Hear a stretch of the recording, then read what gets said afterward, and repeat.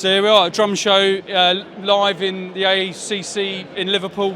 Chris, good to see you, man.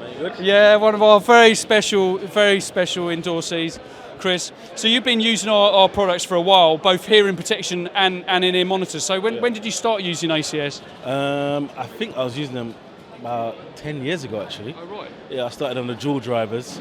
You know, that was all the money could stretch to at the time.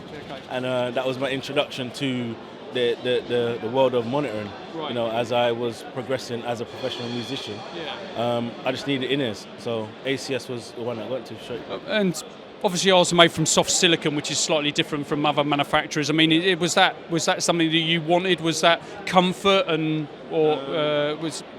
I think for me at the time, I had no understanding of whether, but then I did have a set of hard acrylic ones, and then I did get the dual drivers, and the difference was amazing for me because I thought the hard acrylic ones, they hurt my ears after a while, long use, and the soft silicone ones were easier throughout the whole, you know what I mean? So it was kind of a no-brainer for me.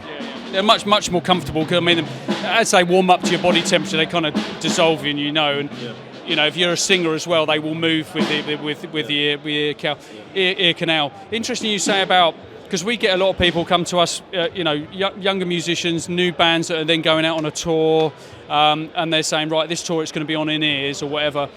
What for you, it was a new experience as well, and you said you didn't really know what it was. What was it like going from, say, having a monitor mix with a drum fill or side fill to then going on to working on in-ears for you?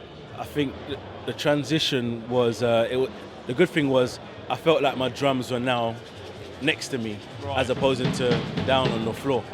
And then with a good monitor engineer, it made my drums sound amazing. So I think I had a great engineer that helped me, which made my transition from monitors from wedges to in-ear monitors great.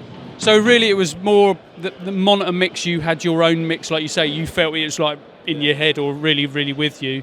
But having a good monitor, having a good engineer, it does help, Yeah, I think a great monitor engineer is the key to anything, because you can have the best sounding drums, and you could, play the best, but if it doesn't sound good in your ears, then it's a problem. And I think our engineer at the time, he helped me with that transition. And listen, I could sleep with my in-ears in, man. You know what I mean? It was great. It was great. Right, proper fan. Big time Good.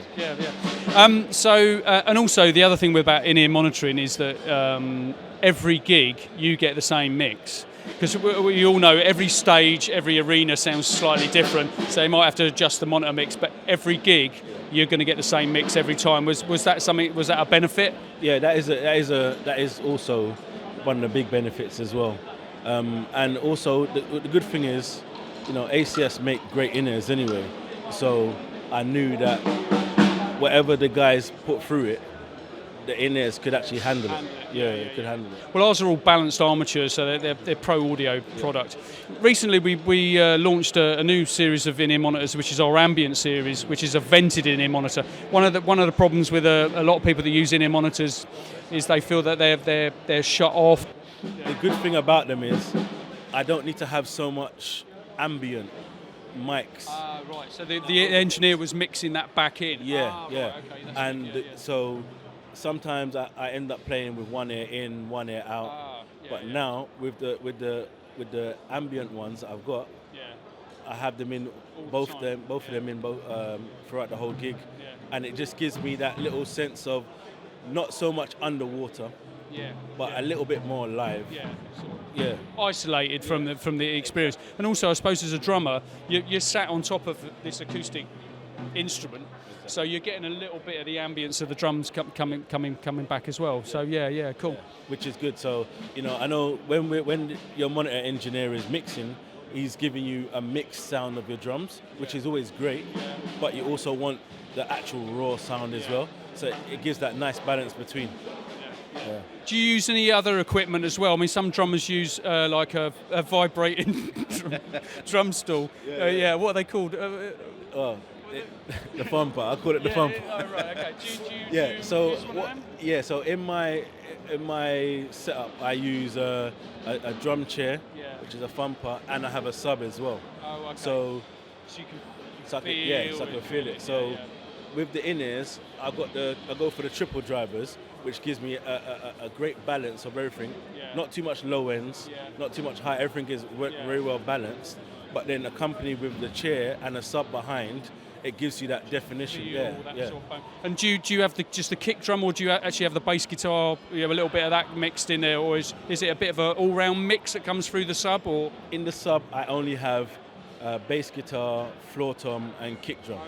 Okay. Right, I might have a little bit of the 12 tom, depending on what gig I'm playing, but definitely bass, floor tom, and bass drum.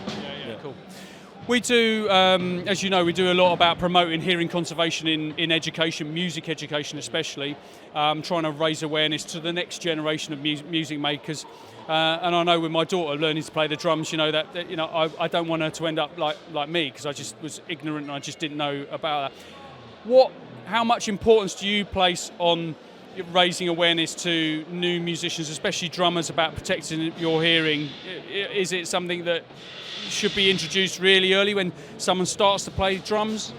I think it's actually a massive thing. Your ears is what gets you through life, really, and you need it to play music. So I don't go anywhere without my hearing protection, and we're in so much different environments where our ears take a battering. Whether you're walking down the road, you got a car horn, diggers, whether you're at a concert, just listening, or wherever. You need, I think the importance is to protect your hearing, because this is your work. Yeah, and there's a musician, drummer, he's actually here, we used to work with George. He said if your ears don't work, then neither do you.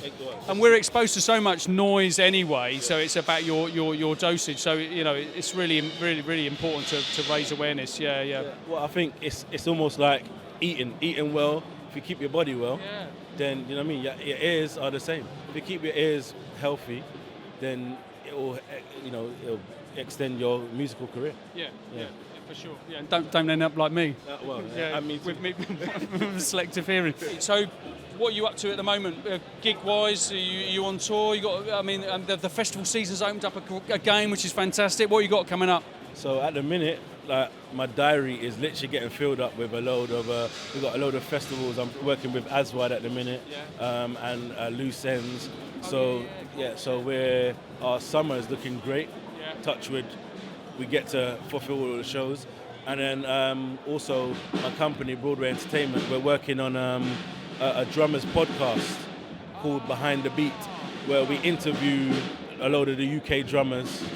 We interview them and we record them playing as well, talk to them about their level of artistry, how they've been in the industry, and then we finish off by talking about helping the youngsters, anything that they can, give them, any nuggets they can give them going forward. Well, keep us posted on that one, because we can post that on our socials as well. But that's really good. I think we're running out of time. It's quiet time, so I'm going to put my earplugs back in. But anyway, Chris, lovely to talk to you, man. You're a good man. Good man. Great, thank you.